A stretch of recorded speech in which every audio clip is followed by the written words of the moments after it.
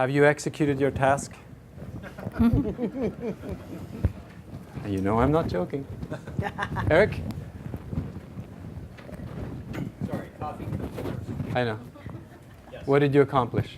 I had a couple of really good conversations. Turn this around. Yes. Did you have good conversation? I had good conversations, but most importantly, I was able to direct someone to an entrepreneur to have a conversation with them. Very good. And now we're going to be throwing this out in this direction. Let's see, in the back here, please. Catch.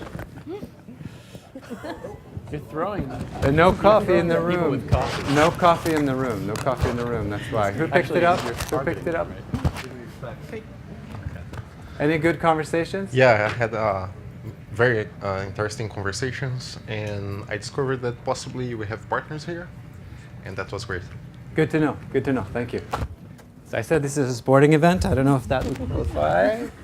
I'm throwing this at you.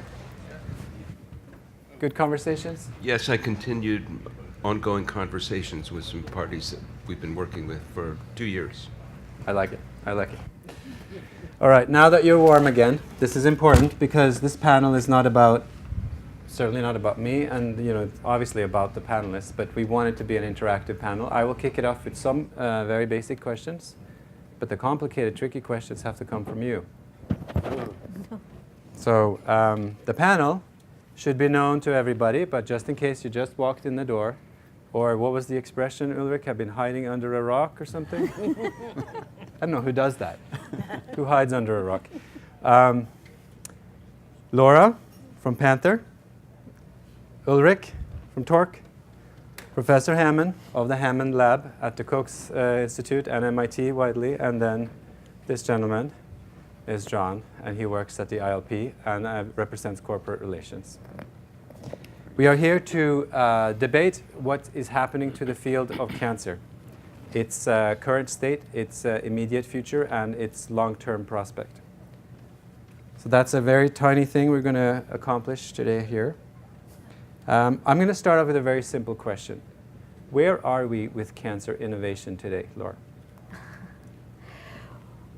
We have still a long road to go. Like, cancer has been on the headline for a very long time, and many improvements have been made, but we have still not been able to cracking down. So there is an enormous amount of work to do, both from the engineer, the physician, the biologist, to understand the disease. Like, there is plenty of room for everybody to throw their hat on the table. Well, that's good. Ulrich, what is your view?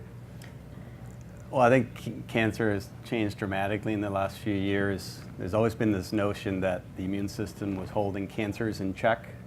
I don't think most people believed it, that to cure cancer you had to kill the tumor cells, but not engage the immune system necessarily. I think we're starting to understand the interplay between the two, even how chemotherapies will engage the immune system, and that's part of their mechanism.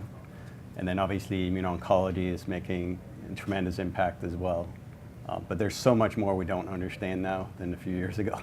So the actual object of study is also changing with that. That's what you're saying. It's right. expanding it's and much more of a contracting. multicellular, and Right. physiology kind of challenge now. Professor? Yes, I think along with immunotherapy, which is providing these really exciting opportunities, there's been an extension of the work going on in understanding different cancers on the molecular and cellular level. And that leads to a much greater ability to develop personalized medicine. I think we're seeing people beginning to bring machine learning tools, as well as data analysis, big data and, medium data, different levels of data sets that can actually inform therapies. This means that if we can understand this both in the tumorigenic space and the immunogenic space, we can actually develop therapies that are directed toward smaller groups of individuals. This is something that's always been a topic. Well, it's been a topic for the last several years, but I think it's becoming more of a reality because we're beginning to access meaningful data. What has to happen, though, is that we have to have more access to larger sets of data, which means much more agile means of getting samples from patients. So let's, if I may just pivot back on that question a little bit. It's interesting, like in traditional medicine, the problem has been that the N is usually 1 or 8 or 10. So there's no big data, there's no medium data, right? Right. But with genomics, presumably, you now, each person, and tell us a little bit about how this changes, because how can you really do machine learning on medicine? I guess that's You can really only the do question. machine learning on medicine if you have data sets that allow a meaningful approach. You need something to learn on. And why have these sets emerged so quickly over the last just few years? I think that the sets themselves are just beginning to emerge. I don't think so quickly is probably what everyone would agree to. But the fact is that there have been some larger scale projects, especially since the human genome studies, that have enabled us to build libraries of genetics, for example, for ovarian cancer, for example, for breast cancer. That's the beginning, but it's only a peak, and it's a small cross section. What we need is coordinated data. I mean, what we have not had is access to data across hospitals and across countries, and to get that level of data sharing, that capability to understand what the genomics are of different cancers, we need a much deeper level of collaboration. Then we can begin to really unleash the machine learning tools. But people are beginning to develop those tool sets. John, let's bring in the, Sure. the industrial side, but you have been a bench scientist, so you've been in pharma. I'm in this awkward position of representing industry, which I haven't been in for a while, but I'm at MIT now. But before I get to that, I think I would just want to add, it's when you reflect back on 7-10 years ago, that data you had no access to it, period, because everything was in Scribble. The data wasn't even being collected. And now we're talking about how to actually collect that kind of data in a way that it can be made available and to be processed. But in terms of where, I think the question was where cancer research Where is it now? Where is it basically now? this entire debate is. So I guess I would say from from the industrial standpoint, again, if you go back 15 years, virtually every pharmaceutical company, maybe they had made the move into biologics, but mostly the activities were around coming up with small molecules that you could administer systemically, essentially poison the cells more than you're poisoning the patients, but of course the patients are getting tremendously poisoned. And there's been an explosion over probably the last 10 years, but it's kind of accelerating. I think we're in the middle of an explosion, not anywhere near the end of it. And frankly, it's exciting and uncomfortable at the same time. Like, you can't know it all, and so you have to have things like this where people with different backgrounds can communicate with one another. So John, then, when you think about the corporate partnerships we have here at MIT in this field, what, if anything, has been happening, and is happening now? Is there an increased vigor and an increased, even number of connections that are being made right now as opposed to 10 years ago, or is so this I can't really reflect back on that 10 years ago since I wasn't here, like at least not from the perspective of MIT. But I was saying earlier in a conversation that we've gone through this, industry has gone through this period of thinking that you have to do everything internally and that you can collect all of the external information that you need through patent searches and literature searches and maybe some connections that you have through conferences or relationships that your employees have with professors that they've worked with in the past, all the way to we're going to put most of our discovery outside, or we're going to put most of our even aspects of our development outside. And in the initial stages of that, it was just buy up all of these assets, buy up all of these access to services, and that transitioned into a place that we are now pretty rapidly because that resource dried up. All of the companies were looking for some of the same things, to where we have real relationships, real funding of fundamental research, and in terms of the relationship with startup companies, it isn't waiting for that proof of concept and then it goes to the higher bidder. It's getting involved sometime earlier. Industrial investment in actual projects that can change the direction of the startup. I was just picking up on what John said. I've seen a huge amount of increased interest from industry in engaging with academic institutions and nonprofit institutions early on to collaborate. And I think this collaborative spirit is something that has definitely grown. And it's happening earlier, not downstream, but upstream of the development of a new therapeutic. If you combine that with some of the new tools that we have, we have CRISPR and ways of understanding genetic profiles of cancer. We have ways of addressing more directly genetic changes. If we have different ways of delivering siRNA and mRNA. All of these things are coming together to make more possible, and that requires this level of collaboration upstream.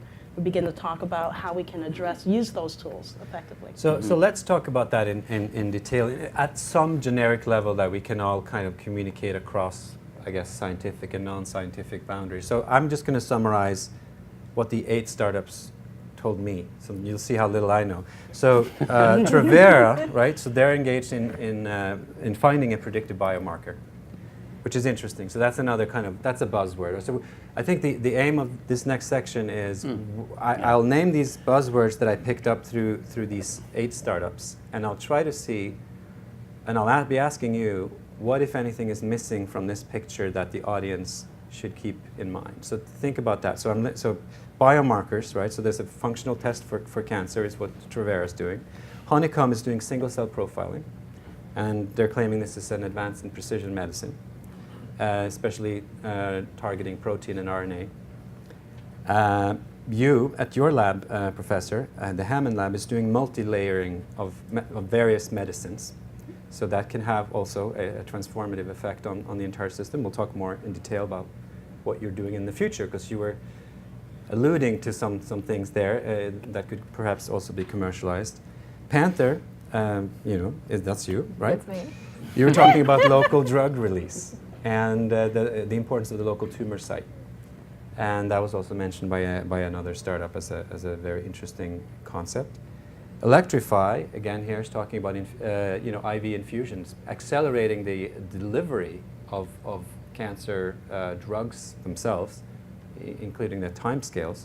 So there's something here, as Professor Hammond said, about the delivery mechanism, the speed, the cost probably as well of the delivery. And then Sextant is talking about harnessing cell death to create immunity in those cells that are going in as part of the medicine, presumably or as shoring up basically the cells before they go any further. And Leuco Labs is talking about the ever-present risk of infection, right? So the white cell monitoring, even at a patient-by-patient basis in an outpatient situation. So that again changes the whole trajectory of now we're not just in the lab anymore, we're actually delivering something to the primary physician and maybe even directly to the patient. So here we're talking consumer medicine. And then lastly, Asimov, right? Potentially a massive breakthrough in genetic circuit design, enabling an operating system for the body, and an operating system that's synthetic biology, which I already thought was pretty fast and advanced, right? Could use to accelerate further changes, perhaps at the level of the Genome Project. Maybe I'm wrong about that. So these are some of the things that were just mentioned today over a 20-minute period. What's missing? What else is in the mix? Oh. Did not hear that one coming. This is the homework. This is the homework. Yes. So tell us. So this was 8 startups. Yeah. So I would say that probably the use of big data for target analysis, for target identification. Radiology is probably missing. There are some huge advances in radiology. Probably people from Philips know about that well, where you can actually target the tumor and the shape of the tumor using MRI imaging, and even if the person is moving, you can change the beam. And bring some other ideas in. What else is in the picture here? Colleagues of yours, friends of yours starting companies, colleagues at the Coke. What else is actually happening at the forefront of this work? What other big sort of systemic change technologies and techniques are now being developed over the last 2-3 years? Is there anything else that we should be aware of, that we have missed? that you have missed, but you described pretty large. I'm trying to think. So I have colleagues who have also been involved in very careful cellular level measurements. We talked about single cell. That's one area. There's also being able to measure even the mass of a cell and how it changes and how that might be used for detection. We didn't talk a lot about imaging, and there are some fascinating things going on with imaging. Now, for example, if you take advantage of second window near IR and you use appropriate probes, we may be able to detect tumors that we weren't able to detect before, including metastatic tumors. That would change the way we address diagnostics, but also treatment. So I think that there are some enabling tools there that we haven't talked about. There's a lot of work going on, for example, in the Belcher lab, and being able to advance those technologies. Trying to think of what else you haven't named. It's hard to do the subtractive thinking, by the way. It is very hard, Yes. which is why we have a fantastic panel. Ulrich, so you are up to T cells. What else is in the mix around your colleagues, the people you're talking to? I think going on the topic of imaging and understanding things in multiple dimensions, when I was trained in sort of classical pharmacology, we talked about compartments and multi-compartment models to a 2 or 3, right? You had the blood, the tumor, maybe the brain, right? That was so crude, right? To really understand these systems, we have to go to a more microscopic scale of different compartments and how they interact with each other physiologically. And then there's a whole framework, and that was a big part of what we did at Merrimack, was bringing computation into biology. We don't talk about that so much as a discipline, but it needs to overlay much more what we're doing in terms of understanding not single biomarkers relationships, but multiple biomarkers, in what goes on in multiple dimensions, et cetera. I have a specific question on that, Ulrich. Are we now at the stage with the science that someone who is, let's say, in a completely different field, say a top computer scientist, can come in and deliver very, very useful breakthroughs even without knowing the bench science? I don't think so. I think what we heard going on in synthetic biology is going to get us there, where people with that kind of skill sets can plug right in. Traditionally, what we saw, especially at Merrimack, but also when I was at MIT, was getting people to work. Mathematicians work with biologists is really hard unless they have an understanding of the biology or the math. That interface doesn't really work, but things like synthetic biology is going to change that. I want to maybe just... Incidentally, everybody here is nodding. I'm thinking, of course they can work together. Well, but it's an interesting question. Maybe you have an observation on this, and I think Anne was alluding to this as well, the whole Koch Institute creation, right? So 10 years ago, and it took, I don't think it took 10 years. There were results probably year one, but what we're talking about is not easy. No. Like, you can talk about collaboration across disciplinaries, but you guys have done it. You're in a startup that probably is doing this. Yeah, so we, on the collaboration part, especially with the computational model, we are trying to integrate everything at once. Like, we have the understanding of the disease, we have the understanding of how the drug works, and one of our basic strengths is, can we deliver it better? So we brought in mathematical people that can predict the distribution of the drug. We know the drug very well, we know the tumor very well, we know how we want to deliver it. Can we predict how far into the tumor goes, how far into the other organs goes? And that's not a conversation easy, because there is the mathematician and the biologist, they speak two different languages. So you need either to train them at some interface or bring someone in the mix that is versatile enough to serve as an umbrella connector. So I'm going to build on this, but after my next question, I will be throwing that ball around, the catch box around, just so you know. So what I'm interested in from the panel side is for you to reflect on how you arrived at what your current focus is, and try to kind of make a reflection that also illuminates what path people should take if they're thinking about bringing a thought to commercialization, so the part of your work that has brought either the company out or brought you kind of to the commercialization forefront. What was it that brought you there? Why did you commercialize this particular technology, or why are you thinking about that? So maybe we'll start with you, Ulrich, since Laura just spoke, and then Oh, that's a tricky question. I mean, I've always been interested in the interface between engineering and biology. That's why I came to MIT in the first place as a postdoc. I thought that would be the right place to do it. That was 16 years ago. I arrived here, and none of that was happening, I'll be honest with you. But it slowly started to happen, and I was part of a big DARPA grant with like 30 people, and I think 5 or 10 of us started working really well together, and many of those at the Koch today as professors and other things. So I'm always looking for those opportunities where engineering meets biology. Merrimack was that, where it was a combination of computational biology and understanding cancer. TORC felt like a very similar problem. Material science meets immunology. Yeah, that's where I see I can bring something to it, right? That's also what you're looking for as an entrepreneur. Yeah. who wants to go next? Would you want to go next? No. Paula? All right. So the first part of that, the collaboration, is something that was really critical. And I'm a polymer scientist who works on material science problems. And my own lab actually evolved quite a bit because a large portion of our lab had been focused on electrochemical engineering and batteries and fuel cells. So when I became a part of the Koch Institute, we had just begun to look at some early studies of how to generate material systems that would be interesting for delivery. Being a part of a community that is planned and designed around collaboration does make a huge difference. And in my lab, the big movers in that were not just myself, but my lab members. They were immediately, especially on moving within the same space, incredibly interactive with each other. And you know, we mentioned the language earlier, and I have to agree. We spoke different languages, and those students and postdocs rapidly learned new languages and learned how to speak to each other. I think if you were asking what needs to happen for these kinds of translational things to take place, you need to create environments where people are having constant collisions with each other. So it's not enough to simply have a department of X and a department of Y, but bringing people together in collaborative teams and forcing them to articulate their ideas in ways that all of their colleagues can understand.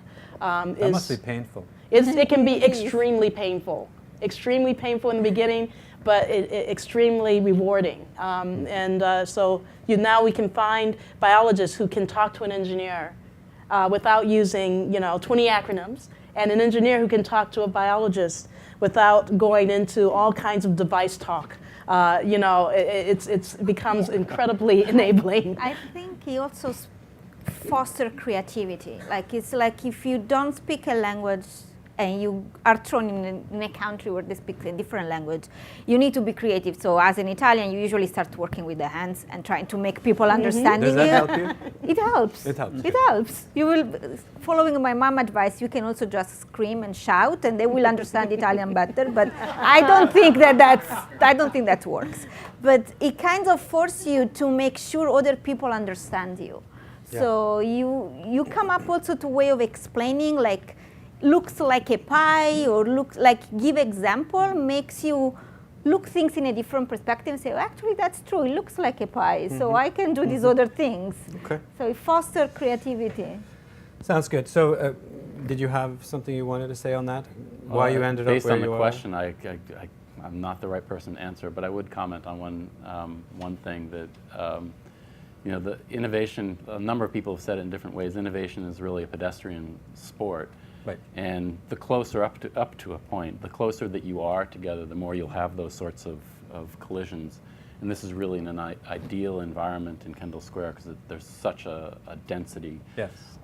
Not only of biological sciences, which is extremely important for advancing biological sciences, but those other areas that are tangential and are increasingly becoming part of what biological sciences. So let's invite some questions, and do. please, any question is allowed. It can be about sports, it can be about anything. Try to keep it on cancer. All right, now watch this. Good throw. Okay, I think a couple of weeks ago, I was at DC for a immunotherapy, I think NIH have a special session for the immunotherapy from the mathematicians and the physicists. So they ask, what kind of computational, mathematical, approaches can be employed to help the immunotherapy, approach. So,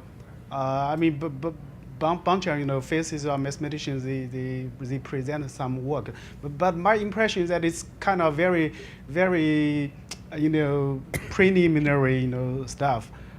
Just curious, like MIT at a Koch Institute, is there any intense plan, to do some heavy, computational approaches using the mathematics, or There must be an answer to this question. Yes, the answer is there is an yes. investment in computation at MIT? The short answer is yes. It's just getting started, but there are early partners already involved in efforts that involve industry. The newest one is a new collaboration with IBM, but you're going to see more of that over time.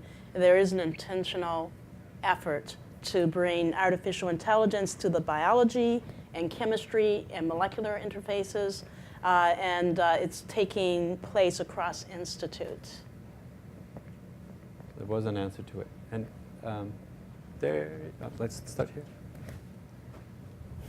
Hi, so I was just curious a little bit more about how you feel about older technology. So you see a lot of companies now working on CRISPR and immuno-oncology, but there's older technologies that may have been slower to develop products or get into the clinic, and they may not be as sexy to investors anymore because they might be all these older ideas. Can you think of any technology that you think people have kind of forgotten but there's still hope for? And how would a company working in one of those technologies actually be able to make themselves seem attractive to investors or partners? All right. I don't know who that question is for. Anyone can pick it up. Old technologies. So I think that new technology are great. They also take a long time to be developed, be accepted, to go through the FDA process. So there is some benefit in old technology to be reinvented. But you need the innovation. You cannot just, even old technology, they need to thrive in something new. And I think we are an example of that. We don't have any CRISPR drugs. We don't have micro robots that goes anywhere. We are innovative in the way we approach the problem and in the solution that we give. But we are using surgical procedures that are currently the standard of care. So when that was one of the problems while we were at MIT, this was one of the projects that was not on the top of the innovation. Like, we don't have self-assembling material that we are using grass material that are already into the clinic. So we are old, but we are reinventing the old to make new waves of success into the clinic.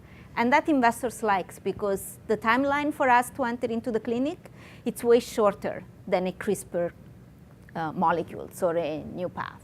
So we are their first step while they still invest into the CRISPR. Maybe they will put more money into there because there is more development that needs to be done.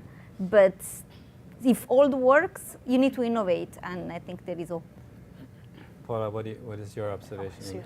Ulrich, you have an observation? Yeah, I'll just say that the older technologies, right, become the foundation for what we're building on. At Torque, without what's happening in protein engineering, liposomal science, and cell therapy, we couldn't put all the bits and pieces together.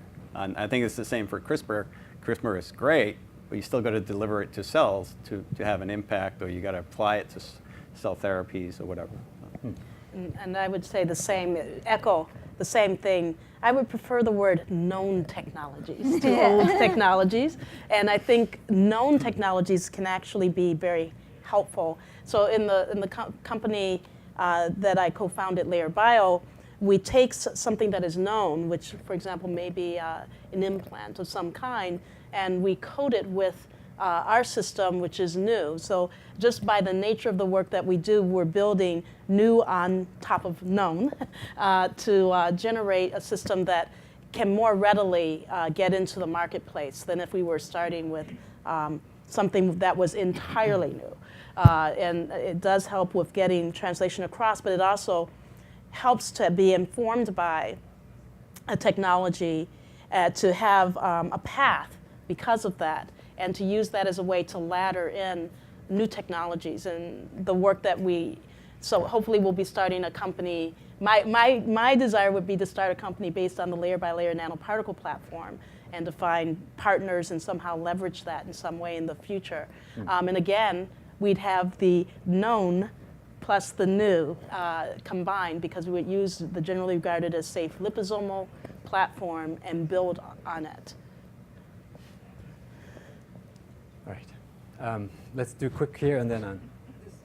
Question. Question. It's got to be a question. Only questions. Well done. Thanks. Just gonna hit you in the head. I've heard a lot about intervention. What is new in terms of prevention? And has there been anything in terms of profiling environmental factors versus genetic factors? And has anybody tried to look at the difference? Or is there a difference? I mean, cancer is cancer, right? But Oh, you got one of the things that was missing from our list. Yes, Yeah. you did the subtractive thinking. She did it. All right, so prevention. Tell us about that. I think the big one we were missing was the microbiome, which is much more directed at prevention than I think treatment of disease. If you really look at the fundamentals, how bacteria in your gut can influence what happens in the immune system and all kinds of places in the body. So it took the audience to answer the question, because Yeah. it was a trick question, because I knew the answer, because we had a synthetic biology event, much like this, with none of the same startups, just 2 I'd months say ago. another example is So understanding. it was just a trick question. You always got to put I a would say wedge in another there. example is anticipating pathways to resistance and being able to get a read on that very early, so that the treatment that is followed does not actually lead to specific resistance. It moves over to something else before that happens. Sort of following on your question, or actually I had my question already in mind, but it's a nice follow-up. Early detection as a form of prevention, right? Because if you detect it early enough, then you can actually prevent the deadly part of the disease. So if you think about ovarian cancer, one of the deadliest forms of cancer, if it's detected at stage 3 or 4, it's a 30% chance of survival. At stage 1, that's up to 90%. Guess how many people are diagnosed at stage 1? A whole whopping 15% of people. So if we can shift that, we could have a huge impact on disease. And so one of the things that really bothers me in my professional life is how little money there seems to be for diagnostics for early detection. And does that mean it has to come from academia? Do you have any sort of insights into how we might change that, or how we might make it something that people pursue in pharma, startups, as well as academia? I guess it's more a question for industry in that case. Oh, that's me. That's you. Supposedly. Yeah, so I guess you're referring to things like companion diagnostics. I mean, in terms of business models, companion diagnostics that would help performance of a drug. I think there's a reluctance to invest in those sort of things because it's very difficult to make a profit, typically off of diagnostics. Even the high throughput kind of assaying that some you would call them diagnostic companies are doing, it's really hard for them to make a lot of money. There seemed to be a lot of promise maybe 10 years ago when genetic testing was something that was very expensive, and so you could have some very expensive assays and invest in technologies for being able to run them. But then the cost of actually doing genetic testing just went down and down and down, and so there isn't so much profit to be made there as well. So I don't have a solution to it, but I mean that's part of the challenge that I hear, especially when pharma companies are talking about going into diagnostics. That how do we actually make a product out of it that benefits the patient and the company? We have a bunch of questions. I'm going to be challenging two smart guys from Philips next, but I'm going here now. In terms of diagnostics, I find your response interesting. Grail, which spun out of Illumina this past year, raised a Series A worth just north of $1 billion. So you're suggesting with a $1 billion Series A, there may not be sufficient profit to generate a return on investment. Liquid. Well, I guess I'm talking about different things. You're yeah, talking I think about we are starting a talking about company, different and I'm things. talking about products that you Right. would in-license so that you can. Right. But this is a liquid biopsy approach with Grail, and it was basically this issue of early detection sits right in the square of that. Right. And early detection essentially amplifies the benefit of every therapy that's out there. So I think there has to be a way to find a route to profitability. So countering everything I said and really answering Anna's question is to have many examples of that. Yeah. I was just going to contribute that insurance payors are the parties that could actually profit from prevention. Absolutely. And if you incentivize them to save money so that they can detect a cancer and not have to treat the patient, they make money. So they're a key player. All right, so we're edging towards the making money part. We're going to get to Marcia. You got a free pass for a second? So I just kind of related to this. I was curious what you guys have seen in developing new diagnostics. Like, what are some of the new technologies that will improve diagnostics? New technologies, improving diagnostics. There are so many. Liquid biopsies were mentioned, so detecting circulating tumor cells in a range of different ways is something that has advanced incredibly in the last 8 to 10 years, probably less. There are ways in which one can design probes of different kinds that can essentially elicit a response from a tumorigenic cell that causes degradation and a signal, for example, in urine. There are epigenetic ways of determining that tumorigenic cells may be present, and diagnostics are being developed around being able to bind specific epigenetic signatures of cancer. I'm going to play to my neighbors. So there are areas, temporary implants that have some kind of detection and readout.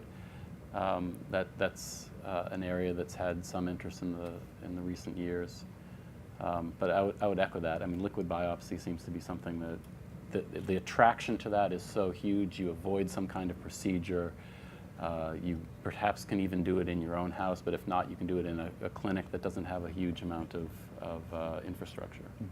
So, Phillips, I'm going to allow Brian even a comment, because I was so mean and teed up the question, But what are you guys up to that is relevant to some of this? We're up to a lot of things, but let me talk about what was kind of top of my head. One fantastic event once again. I mean, it's really nice to be part of this community. It's a unique place in the world. It's in Trond, and the ILP office does just a fantastic job. Wish more people were here. We got to promote these things more, because again, I think it's bringing people together like this, just bumping into each other, that really makes the difference. But what's top of my head is, I mean, the discussion today was fantastic, and if you think 5-10 years out, we're going to be creating these amazing solutions to cancer. But how do we do a better job as a community bringing that to every cancer patient on the planet, right? We don't want to solve cancer just in Boston or in the United States. What could we be doing as a community to pave the way for rapid adoption so that everyone, whether you're in Africa, whether you're in Australia, China, Europe, how can we get this to everybody? Okay, easy question. How can we get it? How can we get it to everybody? So many of these technologies won't go to everybody immediately, at least. There has to be a long development in manufacturing and even regulatory, to some extent, process to bring those prices way, way down. I mean, there will be instances where people come up with something that is, fast, more effective, and cheap, but it won't be all the time. So it's a Can you long bypass process. that? We have 2 startups here. Can you bypass this? I'm hoping you're going for rapid and quick and cheap. Isn't that what startups all go for? Yes, that's what we aim to go for. That's what you say to investors? Well, they will tell us there is the FDA in front of you, so you can go faster than you can. Yes. So there is but I think something that's missing on this point is the power of the patient's population. We haven't been really touching about that, but we have seen that we are targeting pancreatic cancer, for example, and the community has been so supporting for us. There is all of these patients advocacy group. There is the connection that can help you to reach different geographical area and spread the technology and the collaboration with different hospitals. There is a need from patients right now in cancer, I think, to really take ownership of their disease and looking at what the opportunities are. We have been reached out by email by the doctors, but the family, by the patients. They want to be informed for what the technology does, even if we are not yet into the clinic. So I think that the strength and the power of patients is not to be undermined. There has been some instances where patients' advocacy have been able to force the hands of FDA. That you can argue it's good or bad, but there have been cases where drugs have been given for compassionate use, and that has been resulting in proof into the clinic that helped the technology to move forward. So as we're rounding this up, you were burning with some comment. I'm sitting here trying not to be a buzzkill. And so there was another opportunity to be a buzzkill. So I want to actually say something positive. I'm trying real hard. So another way that, and it happens at MIT as well, but a lot of companies have done this, is engage directly with potential customers in the countries that you've named and try to come up with technologies that can serve at the price point that those countries can handle, or the people that they're talking to can handle, that can function in the environments. And that's a very direct way of solving some of the same problems, or maybe less of the problem, maybe 80% of the problem. But something that's very beneficial to companies that are doing this is oftentimes that spawns an idea that they can bring back to, let's call it, the developing world. Not that Australia is not part of the developing world. Apologies if I made that implication. Lots of backpedaling. I've totally lost my train of thought. But I think that where we are moving and where I want to move the panel is to the future. So that question is about the future. Where is the cancer ecosystem moving in the next few years? Because we've been talking about these 8 startups. We've heard from the Hammond Lab, and we've heard from industry interaction.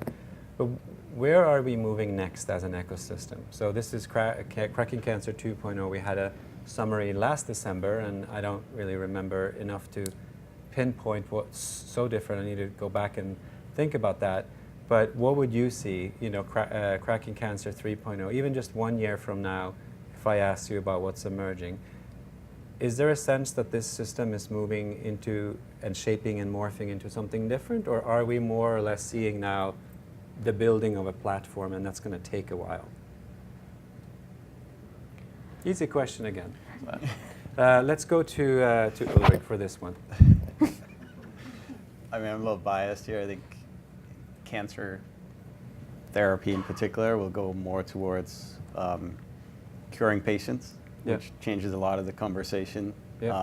Also about how to bring this to the rest of the world. It's very hard to see how you treat metastatic cancer in Africa who had 2 months survival and needing a ton of supportive care.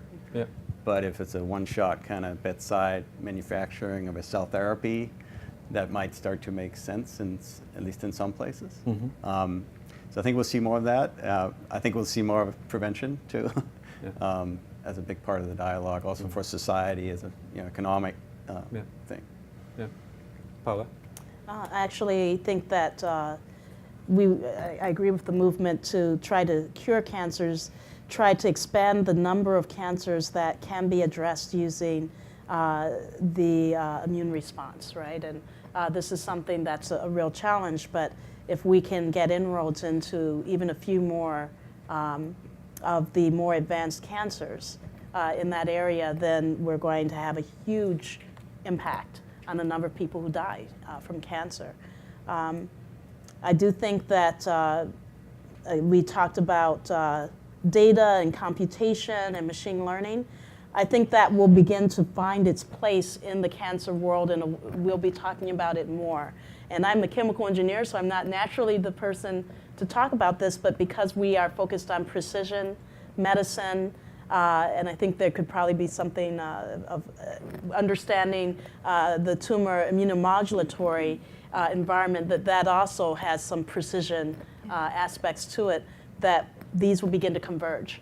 And we will begin to have ways of honing in on targets more rapidly. One So- other part, Go ahead, sorry. go ahead. One other part on the where we are going is that cancer has been always seen like cancer is only one disease, and right now everybody is going to the understanding that's not the case. There is different cancer type, but also within the same cancer type, there is the microenvironment actually does a lot to it, and so there is a curve that's starting right now to actually understand the biology at the single level for the single cancer type, and that will spin out in different technology 3 years from now, but there is. We're going to end this panel with, we can have a short question and then I'll prime the panel, please. So before this question, I will be asking you for the single thing that you're the most excited about right now in the field of cracking cancer. And you get one word. I was going to mention vaccines. There are already vaccines for cervical cancer. There are companies developing shared neoantigens in cancer.